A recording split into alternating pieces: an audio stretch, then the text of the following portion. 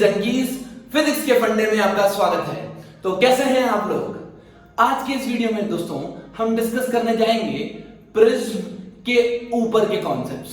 अगर आपको पीएचडी करना है प्रिज्म में, अगर आपको ढंग से समझना है प्रिज्म और उसके कॉन्सेप्ट, सो ये लेक्चर आपके लिए बेहद इंपॉर्टेंट होने वाला है दोस्तों। तो शुरू करते हैं। हम करेंगे master the concept of prism. Last video में हमने प्रिज्म के बारे में पढ़ा था। हमने angle of incidence, emergence, refracted angles, deviation सब कुछ निकाला था। हमने ग्राफ भी देखा था। यहां पर हम एक बार इसको रिवाइज करके आगे बढ़ते हैं। मान लीजिए ये कोई प्रिज्म है। यहां पर ये जो सरफेस होती है रिफ्रैक्टिंग सरफेस होती है, मेन सरफेस, ये होता है base. So this is called an angle of prism. This is incident ray which makes an angle I. This is emergent ray which makes an angle E. This angle are R1 and R2 refracted angles. Right? इसका कुछ mu होता है. Mu is the refractive index of the material. चलिए, अब हमें पता है कि A equals to R1 plus R2 होता है. The sum of two refracting angles are always equals to the angle of prism. A equal to R1 and R2. अगर deviation निकालना है दोस्तों, तो deviation कैसे निकालते हैं हम यहाँ पर? I plus E minus A. I plus E minus A. This will give you the deviation through the prism. Prism क्या है? Prism एक कॉन्सेप्ट है। हमें दो इंक्लाइंड सरफेस से जब रे डेविएट होती है तब हम ये कॉन्सेप्ट यूज करते हैं। ठीक है, चलिए अब एक कंडीशन आती है यहाँ पर मिनिमम डेविएशन की। मिनिमम डेविएशन की आपको पता है दोस्तों, जब मिनिमम डेविएशन होता है तो जो रे आती है वो क्या बेस के पैरेलल में आती है? बेस के पैरेलल में आती है। इस केस में एंगल I और एंगल E बराबर होते हैं, R1 R2 भी बराबर होते हैं। सो बेसिकली यहां पर जो म्यू आता था वो म्यू आता था sine of A plus del M by 2 divided by sine of A by 2, sine of A by 2। और जो R आता था, R की वैल्यू आती थी A by 2 because R1 plus R2 is A और R1 R2 क्या है? बराबर। चलिए दोस्तों शुरू करते हैं। यहां पर हम लेते हैं एलटीक्यूज और एलटीक्यू से हम प्रिज्म के कॉन्सेप्ट को सीखेंगे ना। मान लीजिए ये refractive index of the prism is √2 है। 45 degree is angle of prism, sorry 75 degree is angle of prism, 45 degree is the incident angle. So अगर मुझे R1 पूछे, वो पूछे बताओ R1 बताओ, R2 बताओ, राइट, और क्या पूछ सकते हैं? E, और क्या पूछ सकते हैं? डेल्टा। ठीक, चलिए हम निकालते हैं। सो यहां पर हम लगाएंगे स्नेल्स लॉ। स्नेल्स लॉ बोलता है, क्या बोलता है स्नेल्स लॉ? स्नेल्स लॉ बोलता है μ1 into sin i, इसको मान लो मीडियम है, μ1 into sin i is equals to μ2 into sin r, μ2 into sin r1। तो कितना हो गया? 45। दिस इज √2, क्या हो गया? 1/2। 1/2 इक्वल टू sin r1, तो r1 की वैल्यू आ गई 30 डिग्री। r1 की वैल्यू कितनी आ गई? 30 डिग्री, 30 डिग्री। अब हमें पता है R1 plus R2 A होता है। अगर ये 30 है, ये 75 है, तो R2 कितना होगा? 45। R2 is 45। चलिए अगर R2 45 है, अगर R2 45 है तो आप E निकाल सकते हैं। यहां पर हम क्या लगाएंगे? अब लगाएंगे हम स्नेल्स लॉ। ये 45 डिग्री आ गया, ये पता नहीं एंगल, मान लीजिए E। So Snell's law again लगाते हैं √2 into μ1 into sin I, μ1 into sin 45 is equals to μ2 into sin 1 into sin E. Got it? So we are getting √2 into 1/√2, √2 into 1/2 that is equals to 1. तो E sin E की value कितनी आ गई? sin inverse 1, sin inverse मतलब 90 degree. ओहो, 90 degree का मतलब समझते हैं दोस्तों? ये जो रे होगी ये ऐसे निकल जाएगी। इसको बोलते हैं ग्रेजिंग द सरफेस। क्या करेगी? ये सरफेस को ग्रेज करेगी। 90 डिग्री आ गया मेरा कितना? E value, right. चलिए नेक्स्ट प्रॉब्लम देखते हैं। ये इक्विलेटरल ट्रायंगल है 60 जिसका म्यू रिफ्रैक्टिव इंडेक्स √3, राइट। सो यहां पर I कितना है? ये भी 60। अब देखते हैं। सो यहां पर स्नेल्स लॉ लगाते हैं। Snell's law 1 into sin 60, 1 into sin 60 equals to √3 into sin r1। sin 60 कितना होता है दोस्तों? √3/2, √3/2, तो √3 कैंसिल हो गया। sin r1 की वैल्यू हो गई 30 डिग्री। r1 की वैल्यू हो गई 30 डिग्री। आपको पता है अगर r1 30 है तो a minus r1 क्या r2 होगा? 60 minus 30 ये भी 30। अब देखो R1 R2 बराबर है, R1 R2 बराबर है, इसका मतलब E और I भी क्या होंगे बराबर, E और I भी क्या होंगे बराबर। और यही कंडीशन होती है मिनिमम डेविएशन की, यही कंडीशन होती है दोस्तों मिनिमम डेविएशन की। मिनिमम डेविएशन कितना आएगा, आप निकाल सकते हैं डेल्टा मिनिमम कितना होगा, डेल्टा मिनिमम होगा यहाँ पे I plus E minus A, I plus E minus A, I plus E कितना है, I होगा I 60, E कितना है, E होगा सॉरी यहाँ पे 60 होना चाहिए, I और E बराबर होते हैं। जब R1 R2 बराबर है तो I1 E भी बराबर होंगे, राइट। सो ये देखा I1 प्लस I2 कितना है, 2I माइनस ए, 2I माइनस ए। तो ये देखा 60 into 2 120 माइनस 60, मेरा आंसर आ गया 60। ठीक है, अब ये तो दोस्तों बात करी हमने बड़े प्रिज्म की। हमने एक तरीके का और प्रिज्म पढ़ा था, उसको बोलते हैं छोटा प्रिज्म और थिन प्रिज्म। अब थिन प्रिज्म की बात करता हूं दोस्तों, तो देखिए दोस्तों थिन प्रिज्म की थ्योरी थोड़ी सी अलग होती है। थिन प्रिज्म में हम जो एंगल्स मानते हैं, क्या एंगल बहुत छोटे होते हैं। अगर थिन प्रिज्म की बात करूं तो ये एंगल बहुत छोटा होता है, तो जो रे आती है बेसिकली बेंड करके निकल जाती है। यहाँ पर जो डेल्टा लेते हैं हम, वो होता है mu minus 1 into A, where A is the angle of twist. क्या ये चीज बताया? अच्छा दोस्तों, एक प्रॉब्लम देता हूं आपको, उससे आपको प्रिज्म की और मेनली थिन प्रिज्म की कॉन्सेप्ट और क्लियर होगा। कैसे, देखिए मान लीजिए कि हमने एक थिन प्रिज्म दिया है जिसका प्रिज्म एंगल है 15 डिग्री। कितना है? 15 डिग्री, बहुत छोटा है 15 डिग्री। और हमने एंगल ऑफ इंसिडेंस दिया है 60 डिग्री। एंगल ऑफ इंसिडेंस कितना है? 60 डिग्री। इसका जो रिफ्रैक्टिव इंडेक्स है ये √2 मान लीजिए। रिफ्रैक्टिव इंडेक्स कितना है? √3 मान लीजिए, √3 मान लीजिए। बट चलिए, आपको क्या निकालना है? आपको निकालना है टोटल डेविएशन, आपको निकालना है डेल्टा नेट। ठीक है, चलो शुरू करते हैं। सबसे पहले हम यहां पर स्नेल्स लॉ लगाएंगे, यहां पर स्नेल्स लॉ लगाएंगे। सो ये कितना हो जाएगा, μ1 into sine i, μ1 into sine i equals to μ2 into sine r1, μ2 that is √3 into sine r1। तो यहां पर √3/2 is equal to √3 sine r1। Sine r1 की वैल्यू कितनी है दोस्तों? 1/2 दैट इज 30 डिग्री। 1/2 ये तो सेम है, r1 की वैल्यू हो गई 30 डिग्री। ध्यान से देखना दोस्तों, r1 की वैल्यू कितनी है? 30 डिग्री। 30 डिग्री मतलब ये रे कुछ ऐसी बेंड होगी, रे कुछ ऐसी बेंड होगी, ये एंगल जो आएगा वो 30 डिग्री आएगा। करेक्ट? चलिए अब ध्यान से देखिए, बिल्कुल ध्यान से। ये जो रे है ये एंटर करेगी तो जो नॉर्मल बनेगा वो ऐसे बनेगा सरफेस पे। ध्यान से देखना क्या बोल रहा हूं मैं। नॉर्मल दो तरीके से बन सकता है। कैसे बन सकता है? अगर ये रे ऐसी रहेगी तो नॉर्मल या तो ऐसे बनेगा या ऐसे बनेगा। नॉर्मल ऐसे बनेगा या ऐसे बनेगा। नॉर्मल सरफेस से क्या होता है? परपेंडिकुलर। ठीक है, चलिए तो ध्यान से देखिए इसको। अगर यहां पर मैं 15 डिग्री लेता हूं, ये 30 डिग्री, तो ये कितना होगा? ये टोटल 90 होता है। जो ब्लैक रेज है और जो नॉर्मल है वो क्या 90 डिग्री पे। अगर ये 30 है तो ये कितना होगा? 60। बट ये 60 है तो ध्यान से देखिए दोस्तों, ये वाला एंगल 60, ये 15। 60 15 कितना हुआ? 75। 75 का मतलब जो थर्ड एंगल होगा वो 90 से बड़ा होगा। जो थर्ड एंगल होगा वो 90 से बड़ा होगा, क्योंकि 75 plus some angle should be 180 degree. तो जो एंगल आने वाला है मेरा वो 180 माइनस 75 दैट इज 105 डिग्री आने वाला है। कितना? 105 डिग्री। इसका मतलब यहां पर ध्यान से देखना दोस्तों, यहां पर जो नॉर्मल बनने वाला है, जो नॉर्मल बनने वाला है वो कैसे बनेगा? आप देखिए इधर, मान लीजिए ये बना मेरा नॉर्मल, ये बना मेरा नॉर्मल, और जो रे आएगी, ये रे कैसे टकराएगी इस पे? इस पॉइंट पे रे कुछ ऐसी टकराएगी इधर आके। मान लीजिए रे ऐसी आई, मान लीजिए रे ऐसी आई, तो मेरा नॉर्मल होगा कुछ ऐसा। कैसे ड्रॉ करूं उसको? ये देखिए, ये अगर मैं नॉर्मल ड्रॉ करता हूं, ये मैंने नॉर्मल ड्रॉ किया, सो जो रे आएगी वो कुछ ऐसे आएगी। Got it?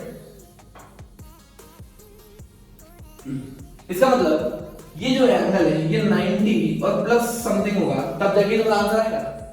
90 प्लस समथिंग होगा तभी तुम्हारा आंसर आएगा दोस्तों। ये समझ में आ रहा है? अच्छा, इसका मतलब ये 90 हो गया, ये 60 हो गया, तो ये दोनों कितना होना चाहिए? 30। मतलब जो नया एंगल ऑफ इंसिडेंस आया है वो 15 डिग्री आया है। नया एंगल ऑफ इंसिडेंस आया है वो 15 डिग्री आया है।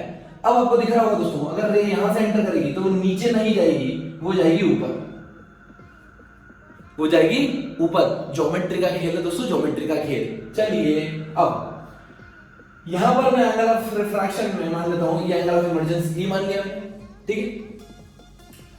तो आप कैलकुलेट करके निकाल सकते हैं ई की वैल्यू, आप कैलकुलेट करके ई की वैल्यू निकाल सकते हैं, ठीक है। कैसे निकालेंगे? देखिए यहां पर μ1 √3 into sine 15, √3 into sine 15 equal to 1 into sine e, 1 into sine e. क्या साइन ई की वैल्यू आप यहां से निकाल सकते हैं, राइट। 15 डिग्री की वैल्यू गिवन होगी आपको, आप साइन ई निकाल सकते हैं। ध्यान से सुनो, मैं कॉन्सेप्ट कैसे करना चाहता हूं आपको। अगर मैं डेविएशन पूछूं नेट, अगर मैं डेविएशन पूछूं नेट, अभी तक हम क्या कर रहे थे? हम डायरेक्ट फॉर्मूला लगा रहे थे, हम लोग डायरेक्ट फॉर्मूला लगा रहे थे। हम फॉर्मूला लगा रहे थे i प्लस ई माइनस ए, ठीक है। क्यों? क्योंकि वहां पर दोनों बार क्लॉकवाइज सेंस में रोटेशन हो रहा था, यहां से गई तब भी ऐसी मुड़ी और यहां से गई तब भी ऐसी मुड़ी। लेकिन यहां पर क्या है, इस वजह से क्लॉकवाइज रोटेशन हो रहा है और इस सरफेस से एंटी क्लॉकवाइज रोटेशन हो रहा है। ये चीज समझ में आ रही है आपको? इसका मतलब जो नेट डेविएशन होगा वो बेसिकली जो हमने बेसिक फार्मूला पढ़ा था वहां से निकालेंगे, तो हो जाएगा delta 1 plus delta 2 with sense of rotation. तो यहां पर आप देख सकते हैं कि डेल्टा 1 होगा क्लॉकवाइज, डेल्टा 1 होगा क्लॉकवाइज और डेल्टा 2 होगा एंटी क्लॉकवाइज। इसका मतलब आप इसको लिख सकते हैं delta 1 minus delta 2, delta 1 minus delta 2, this will give you net deviation.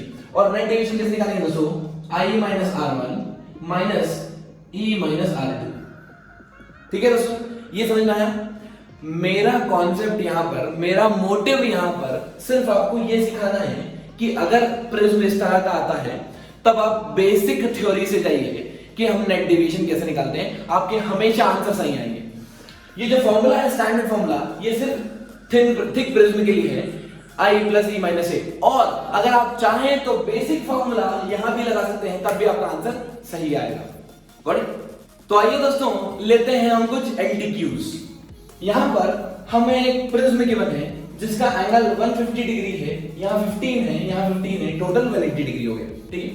अब इसका रिफ्रैक्टिव इंडेक्स √3, यहां पर जो एंगल ऑफ इंसिडेंस है वो 60 डिग्री, राइट। चलिए हमें पूछ रहे हैं वो टोटल डेविएशन निकालो, i निकालो, r निकालो, सब चीज निकालना है इसके ऊपर। चलिए सबसे पहले मैं यहां पर निकालता हूं रिफ्रैक्टेड एंगल r1 की वैल्यू। सो ये हो जाएगा स्नेल्स लॉ लगाएंगे, μ1 into sin i equals to μ2 into sin r। So μ1 that is 1 into sin i that is sin 60 equals to μ2 into sin r1, sin r1 ये हो जाएगा √3/2 is equals to √3 into sin r1। तो मेरी r1 की value आ गई 1/2 equals to sin r1। So r1 कितना आ जाएगा दोस्तों मेरा? r1 आ जाएगा अपना 30 डिग्री। r1 कितना आ गया? 30 डिग्री, ठीक है। अब देखिए अगर मैं r1 यहां बनाता हूं, ये दीजिए, मान लीजिए मैंने बनाया r1 ऐसे, इस टाइप का है कुछ, ठीक है। तो ये कितना होगा मेरे हिसाब से? 30 डिग्री। अगर ये 30 डिग्री है तो ये कितना होगा? 60 डिग्री, क्योंकि नॉर्मल होता है, राइट। ओके, ये 60 है, ये 150, 60 प्लस 150 210, ओके, प्लस ये वाला कुछ angle, sum of all the angles of triangle क्या कभी 180 से बड़े हो सकते हैं? इम्पॉसिबल। इसका मतलब ये रे यहां नहीं जा रही है, ये रे यहां नहीं जा रही है। तो अगर ये यहां नहीं जा रही है तो कहां जा रही है? ये जा रही है इधर, यहां। आया समझ दोस्तों? ये रे इधर क्यों जा रही है? ये रे जा रही है इधर, इस पॉइंट पे। सामने नहीं जा सकती, एंगल 180 से बड़ा हो जाएगा, दैट इज नॉट पॉसिबल। सो अब मेरा एंगल आ गया, ये वाला एंगल 30 डिग्री आ गया। कितना? अभी हमने निकाला कितना? 30 डिग्री, राइट। ओके, अब अगर मैं नॉर्मल सा एंगल देखूं तो नॉर्मल सा एंगल इसका 30 डिग्री। अगर सरफेस से देखूं तो क्या 90 प्लस 30 हो गया? 90 प्लस 30 हो गया, ठीक। चलिए अब यहाँ पे इंसिडेंट बनाता हूं मैं, फिर से क्या बनाता हूं मैं, इंसिडेंट। ओके, अब देखो ये 15 डिग्री, ये 15 डिग्री गिवन है, ये 30 डिग्री गिवन है, ये 90 है। इसका मतलब क्या, आप ये वाला एंगल निकाल सकते हैं, sum of all the angles should be 180, तो ये आ जाएगा आपका 45 डिग्री। अगर ये 45 है तो क्या एंगल ऑफ इंसिडेंस भी 45 है, एंगल ऑफ इंसिडेंस भी 45 आ गया। ठीक है, चलिए अब रे यहां से ध्यान से देखना दोस्तों, अपन पीएचडी कर रहे हैं, एकदम ध्यान से देखना। चलिए यहां पर अब क्या होगा, ये रे रिफ्रैक्ट होगी, ये रे रिफ्रैक्ट होगी, तो इसका एंगल ऑफ रिफ्रैक्शन निकालना है। एंगल ऑफ रिफ्रैक्शन कैसे आएगा, μ1 into sin a, that is μ1 कितना है, √3 into sin 45 equal to μ2 second medium, μ2 into sin r। ठीक है, तो ये देखो दोस्तों, ये हो जाएगा √3 डिवाइडेड बाय √2, मतलब 1.732 डिवाइडेड बाय 1.414। बट एक चीज आपने यहां पर मिस कर दी। क्या मिस कर दी, जब भी रे डेंसर से रेयरर में जाती है, जब भी रे डेंसर से रेयरर में जाती है, हमें एक चीज चेक कर लेना चाहिए, उसे बोलते हैं हम क्रिटिकल एंगल। क्या बोलते हैं दोस्तों, क्रिटिकल एंगल। अगर मेरी वैल्यू, इंसिडेंट की वैल्यू क्रिटिकल से बड़ी हुई तो क्या टीआईआर हो सकता है। प्रिज्म में टीआईआर का कॉन्सेप्ट बहुत कॉमन है दोस्तों, कई बार वो पूछे जाते हैं। ठीक है, तो सबसे पहले मैं क्रिटिकल एंगल निकालता हूं। जब मैं क्रिटिकल एंगल निकालता हूं, sin IC equal to 1/μ, sin IC equal to 1/μ, तो क्रिटिकल एंगल आपको दिखा है, देखो अगर ये 1/√2 होता, अगर ये 1/√2 होता तो ये 45 होता, लेकिन ये तो 1/√2 से भी छोटा है। ठीक है, ये क्या है, 1/√3, मतलब अगर √2 होता है, देखो साइन की वैल्यू 0 से इंक्रीज होती है, 90 पे 1 हो जाती है, मतलब 45 डिग्री पे 1/√2 होती है, उसके पहले ही √3 हो जाएगी। मतलब क्या, क्रिटिकल एंगल मेरा 45 डिग्री से छोटा है, 45 डिग्री से छोटा है। अगर 45 डिग्री से छोटा है दोस्तों, तो इसका मतलब 45 डिग्री पे जो रे आएगी वो 100% टीआईआर कर जाएगी। इसका मतलब ये रे यहां आएगी ही नहीं, ये निकल जाएगी इधर, तो ये जो कॉन्सेप्ट है ये गलत हो जाएगा।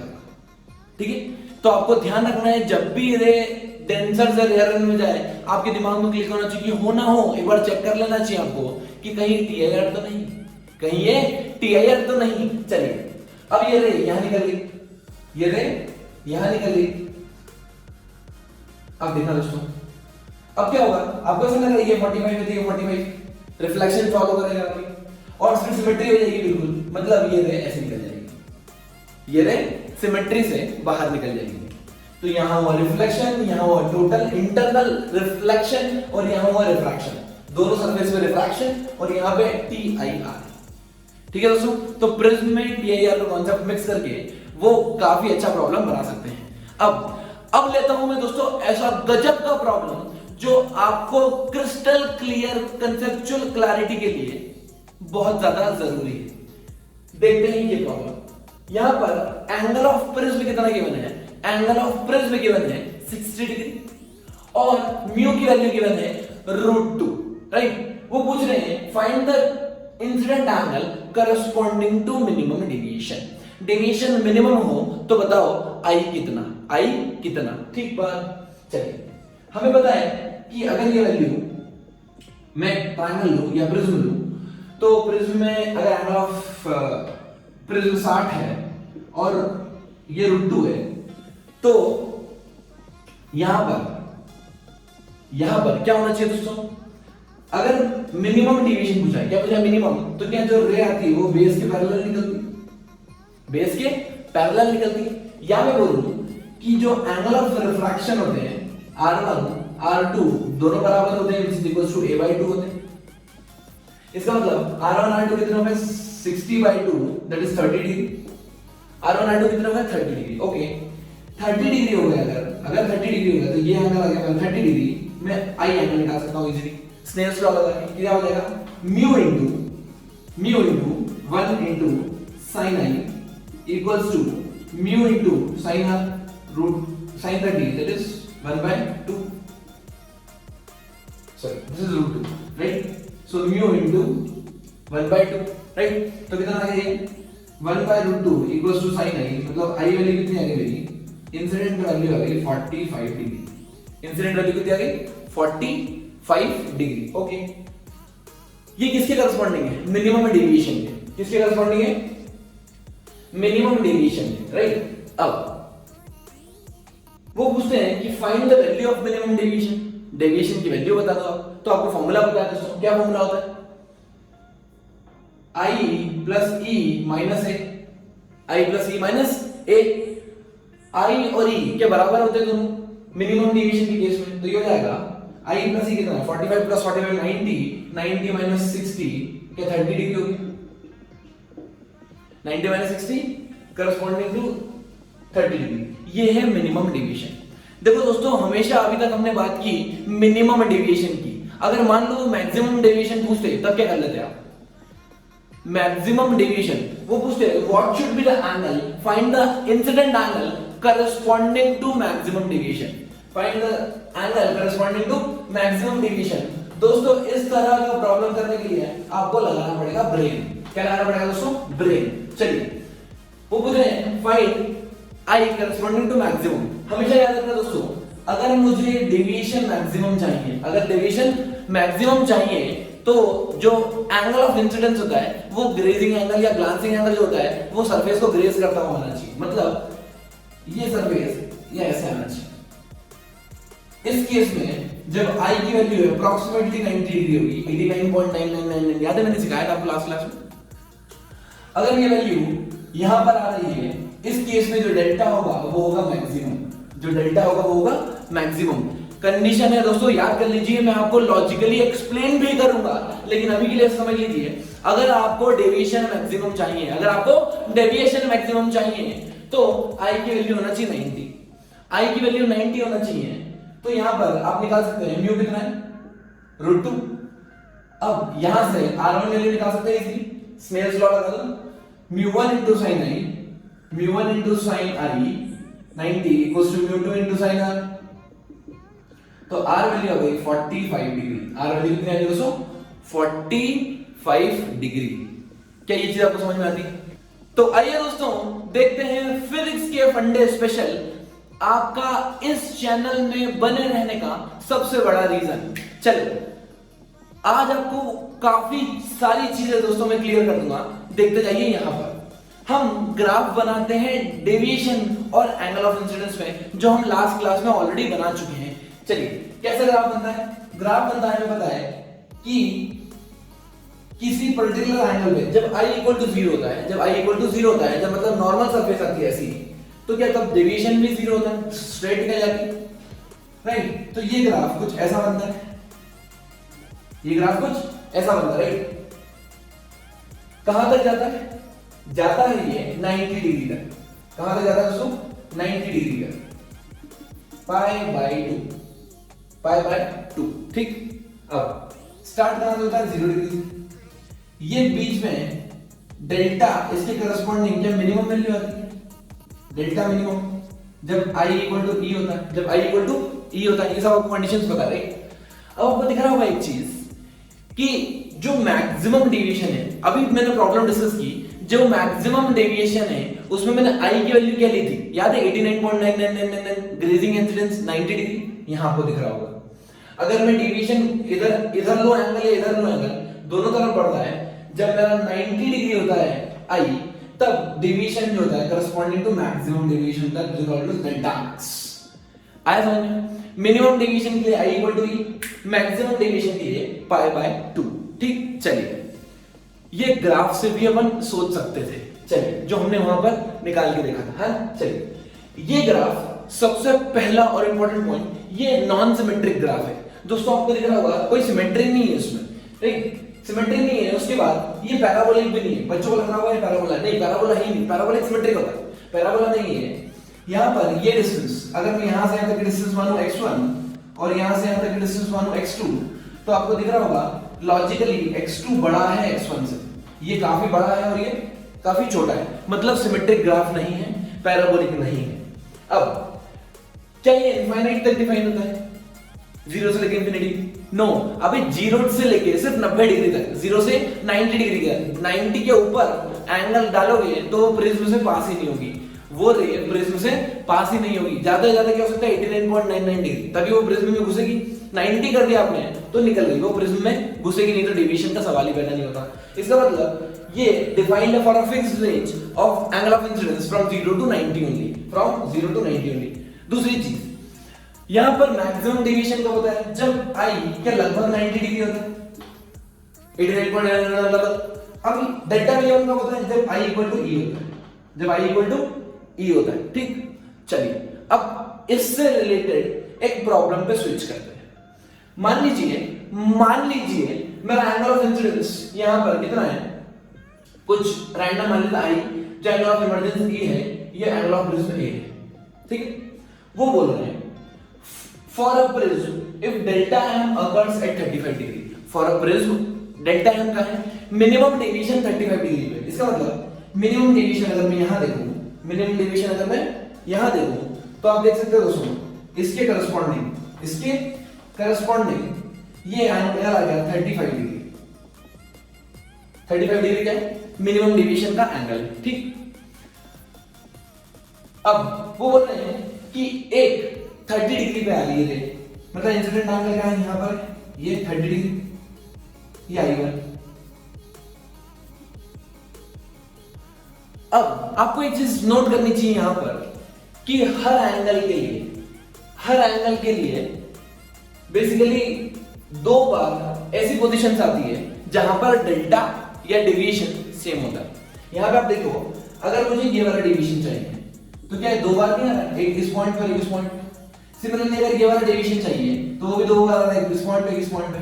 मतलब एक डेविएशन के करस्पॉन्डिंग दो डिफरेंट एंगल्स आते हैं। ऐसा क्यों होता है दोस्तों, उसका भी लॉजिक मैं आपको समझाता हूं कैसे होता है। जैसे मान लीजिए ये आई है और इसके करस्पॉन्डिंग ये ई वैल्यू आ गई, ये ई वैल्यू आ गई, राइट। अगर कोई रे आई पे घुसती है, तो ई पे निकलती, आई पे घुसती है तो ई पे निकलती है, और अगर कोई रे ई पे घुसती है तो आई पे निकलती। यही तो लॉजिक है, अगर कोई आई पे घुसी तो ई पे निकली, ई पे घुसी तो आई पे निकली, और यहां से आपको कैलकुलेट कर सकते हैं। ये समझ में आ रहा है कि डेविएशन दोनों केस में सेम क्यों होता है, आई और ई के। अब एक चीज आपको यहां पर नोट करना है कि अगर ये 35 डिग्री है और ये कितना है 30 डिग्री, ठीक है, दोनों में डिफरेंस कितना है 5 डिग्री, दोनों में डिफरेंस कितना है 5 डिग्री का। अब वो पूछ रहे हैं कि if i is equals to 30 degree corresponding to the minimum deviation, then find the other angle for same deviation, find the other angle for same deviation।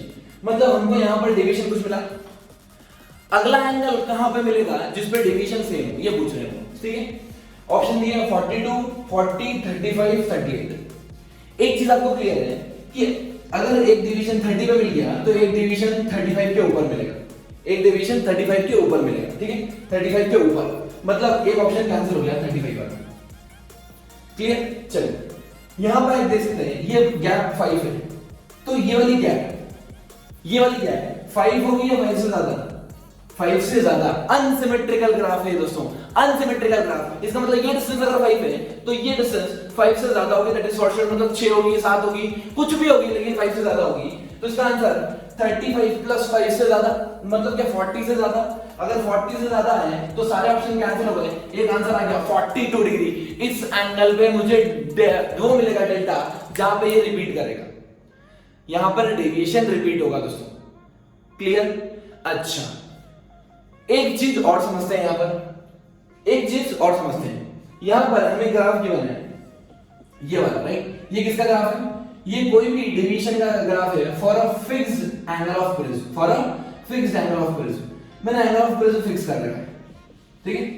अगर मैं एंगल ऑफ प्रिज्म चेंज करता हूं, अगर मैं एंगल ऑफ प्रिज्म चेंज करता हूं तब क्या होगा, मतलब मान लीजिए मैंने पहले थिन लेंस लिया फिर थिक लेंस लेते आ रहा हूं ऐसा, तो how the graph will very, I will show you that.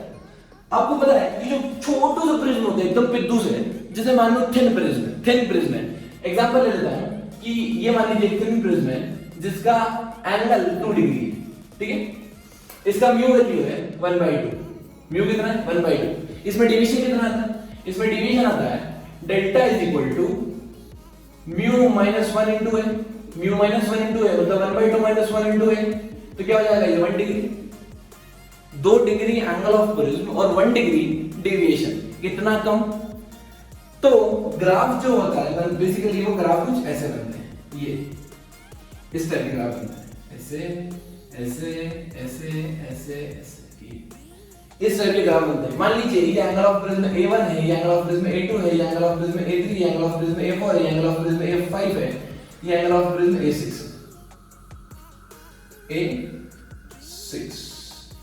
ठीक है। अब ध्यान से देखो दोस्तों, लॉजिकली बताना मेरे को, बताओ A1 बड़ा होगा, ये A1 बड़ा होगा, ये वाला एंगल बड़ा होगा, ये वाला प्रिज्म बड़ा होगा। जैसे जैसे मैं ऊपर जाते जा रहा हूं, जैसे जैसे मैं ऊपर जाते जा रहा हूं, मेरा एंगल ऑफ प्रिज्म बढ़ता जा रहा है। जितना नीचे रहूंगा, जितना मेरा एंगल ऑफ प्रिज्म कम होगा, उतना डेविएशन भी कम होगा। तो आपको दिख रहा है ये डेविएशन भी यहां पर कम है। क्या ये चीज आपको क्लियर है दोस्तों? बहुत ही बढ़िया, मजा आ गया। चलिए दोस्तों, देखते हैं एक हद से ज्यादा इंपॉर्टेंट पॉइंट, फिजिक्स के फंडे स्पेशल ऑन प्रिज्म। यहां पर हमें दो केस गिवन है। यहां पे एक प्रिज्म है जिसका प्रिज्म एंगल ए है, एक इंसिडेंट रे आ रही है आई। अब क्या भाई, रेयर से डेंसर में घुस गई, जैसे ये डेंसर रे से बाहर जाएगी, इसके बाद दो प्रोबेबिलिटी, कितनी प्रोबेबिलिटी है? दो प्रोबेबिलिटी है। या तो ये इस वाले मीडियम में चले जाए, डेंसर से रेयर में जा रही है तो क्या रिफ्रैक्शन हो जाए। दूसरा केस पॉसिबल है, क्या वो टीआईआर भी हो सकता है? प्रिज्म के केस में टीआईआर भी हो सकता है, राइट। तो हमें दो केस डिस्कस करना है। सबसे पहले केस डिस्कस करते हैं ए, केस 1। यहां पर बोले ray should always show TIR at AC. इसका मतलब जितने भी एंगल पे मैं इंसिडेंट करूं, मेरे को उससे कोई मतलब नहीं है, लेकिन ये रे अंदर आने के बाद इस सरफेस को क्रॉस नहीं करना चाहिए, या तो ये ग्रेज कर जाए या तो फिर ये टीआईआर शो कर दे। ये हमें करना है, ठीक है। इसके लिए क्या पॉसिबल होना चाहिए, क्या कंडीशन होना चाहिए? जो R2 है, जो रिफ्रैक्शन है सेकंड सरफेस पे, क्या वो बड़ा होना चाहिए क्रिटिकल एंगल से? अगर वो क्रिटिकल एंगल से बड़ा हो गया, अगर वो क्रिटिकल एंगल से बड़ा हो गया, तो हम बोल सकते हैं कि हाँ, अब रे बाहर नहीं निकली। अब मैं जैसे जैसे आई बढ़ाते जाता हूं, वैसे वैसे मेरा आर बढ़ते जाता है। जैसे जैसे मैं आर बढ़ाते जाता हूं, मेरा आई बढ़ते जाता है। या मैं बोलूं जैसे जैसे मैं एंगल ऑफ इंसिडेंस बढ़ाता हूं, क्या आर बढ़ते जाता है? अगर मैं इंसिडेंस एंगल कम करता जाऊं तो आर भी कम होगा, राइट। हमें चाहिए R2 की वैल्यू बड़ी होना चाहिए किसके? C से। अगर R2 की मिनिमम वैल्यू, R2 की मिनिमम वैल्यू C से बड़ी होगी, अगर R2 की मिनिमम वैल्यू C से बड़ी होगी तो सारी वैल्यूज C से बड़ी होगी। इसका मतलब TIR फिर यहां पर पॉसिबल होगा, राइट। हमें एक रिलेशन पता है, R1 प्लस R2 क्या एंगल ऑफ प्रिज्म होता है? R1 plus R2 angle of prism होता है, राइट। तो मैं इसको लिख सकता हूं A माइनस R1 का minimum value, A minus R1 का मिनिमम वैल्यू किससे बड़ा होना चाहिए? C से बड़ा होना चाहिए। C critical angle. चलिए अब देखो A तो फिक्स है, A फिक्स है। A माइनस R1 की minimum value, A minus R1 की मिनिमम वैल्यू कितनी होनी चाहिए? C से बड़ी होनी चाहिए। अब मुझे क्या करना है? R1 को करना है मेरे को मैक्सिमम। अगर मुझे A माइनस R1 को मिनिमम करना है, इसका मतलब R1 को क्या करना है मुझे? मैक्सिमम। R1 को क्या करना है दोस्तों? मैक्सिमम। देखो दोस्तों, ये हमारी इक्वेशन बनेगी, राइट। अब मेरा पूरा एम किसको है? A माइनस समथिंग को मैक्सिमम करना है, क्योंकि समथिंग को अगर मैक्सिमम कर दिया तो A माइनस बड़ी क्वांटिटी होगी तो वो छोटी हो जाएगी, राइट। अगर इस पूरी क्वांटिटी को मिनिमम करना है तो R1 क्वांटिटी को हमें मैक्सिमम करना होगा। R1 क्वांटिटी मैक्सिमम कब होती है दोस्तों? आपने देखा होगा, जब R1 मैक्सिमम कब होगा? जब I मैक्सिमम होगा। स्नेल्स लॉ क्या होता है? I into sine I into 1 equals to mu into sine R। अगर R बड़ा है तो I भी बड़ा होगा, राइट। चलिए, I की मैक्सिमम वैल्यू क्या होती है? I की मैक्सिमम वैल्यू हो सकती है, I मैक्स की मैक्सिमम वैल्यू हो सकती है क्या? 90 डिग्री। ग्रेजिंग सरफेस मैंने पढ़ाया आपको। मैक्सिमम वैल्यू ऑफ I कितनी हो सकती है? मैक्सिमम वैल्यू ऑफ I हो सकती है 90 डिग्री के बराबर, उससे बड़ी नहीं हो सकती, ठीक है। चलिए, अगर 90 डिग्री ले लिया मैंने, अगर मैंने साइन को 90 डिग्री लिया तो ये क्या? Sine 90 equals to mu sine R। तो क्या हो जाएगा? 1 upon mu equals to sine R, 1 upon mu equals to sine R। क्या यही कंडीशन क्रिटिकल एंगल की होती है। यही तो कंडीशन क्रिटिकल एंगल की होती है दोस्तों। इसका मतलब R is equal to c, R1 equal to c हो गया यहां पर। अब इस वैल्यू को इक्वेशन 1 में पुट कर देते हैं यहां पर। जैसे ही मैं इक्वेशन 1 में पुट करता हूं, इधर देखिए दोस्तों ध्यान से, बिल्कुल ध्यान से, अगर मैं यहां पुट करता हूं इसको, तो ये वैल्यू आ जाएगी मेरी a minus c should be greater than c, मतलब a should be greater than 2c, a should be greater than 2c। ये बहुत बहुत बहुत बहुत बहुत बहुत बहुत बहुत इंपॉर्टेंट कंडीशन है। अगर मेरा एंगल ऑफ प्रिज्म डबल से बड़ा है, 2c से बड़ा है, मतलब क्रिटिकल एंगल से 2 गुना बड़ा है, क्रिटिकल एंगल से 2 गुना बड़ा है, तो डेफिनेटली ये रे कभी जिंदगी में बाहर नहीं आएगी, राइट। अब मैं आपसे पूछूं, बताओ दोस्तों किस कंडीशन में बाहर आ जाएगी? तो जो नॉर्मल बच्चा होता है वो क्या बोलता है कि जब a लेस देन 2c होगा। नहीं, यहां पर एक ट्रैप है आप लोगों के लिए, उसे समझना है। हम केस 2 लेते हैं। Here we have to show that the ray should always cross AC। रे को क्या कराना है? क्रॉस कराना है AC के। चलो ये एंगल मान लिया R1, ये एंगल R मान लिया R2, ठीक है। अगर R2 की वैल्यू अगर छोटी हुई C से, R2 की वैल्यू अगर छोटी हुई C से, तो डेफिनेटली बाहर निकल जाएगी। अब R2 की वैल्यू बढ़ती घटती है, जैसे मैं I चेंज करता हूं। अगर R2 की मैक्सिमम वैल्यू भी C से छोटी है, तो डेफिनेटली ये क्रॉस कर जाएगी, राइट। अब आपको पता है R1 प्लस R2 क्या A होता है? So can I right this A minus R1 की मैक्सिमम वैल्यू किससे छोटी होना चाहिए? C से छोटी होना चाहिए। A माइनस R1 की मैक्सिमम वैल्यू भी अगर C से छोटी हुई तो ये इसको क्रॉस कर जाएगी। अब ये मैं मान लेता हूं ये है equation number 1, right. a minus R को मैक्सिमम कर रहा है, a कांस्टेंट है। अगर मैं r को कर दूं मिनिमम, r क्या कर दूं मैं मिनिमम, तो मेरा कहां में जाएगा? You know that according to Snell's law mu1 sin i equals to mu2 sin r। अगर मैं r1 को मिनिमम कर रहा हूं, इसका मतलब मैं i को मिनिमम कर रहा हूं, i को मैं मिनिमम कर रहा हूं। i की मिनिमम वैल्यू कितनी होती है दोस्तों? i की मैक्सिमम वैल्यू होती है 90 डिग्री और मिनिमम वैल्यू होती है 0 डिग्री। जब इंसिडेंट रे के नॉर्मल क्या लॉ आया था, जब ये I की वैल्यू 0 होती है तब ये रे सीधे निकल जाती है, बिल्कुल। When I is equal to 0, R is also equal to 0। तो यहां पर एक कंडीशन आ गई, ध्यान से देखिए दोस्तों, R1 की मैक्सिमम वैल्यू कितनी आ गई? 0। सो मेरा आ गया answer A minus 0 is less than C। मतलब अगर angle of prism critical angle से छोटा है, angle of prism critical angle से छोटा है, तो रे हमेशा बाहर निकल जाएगी। और अगर ए 2 टाइम्स ऑफ क्रिटिकल एंगल है, उससे भी बड़ा है, मतलब डबल ऑफ क्रिटिकल एंगल से भी बड़ा है, तो रे हमेशा TIR शो होगी, रे हमेशा TIR शो करेगी। क्या ये चीज क्लियर आपको?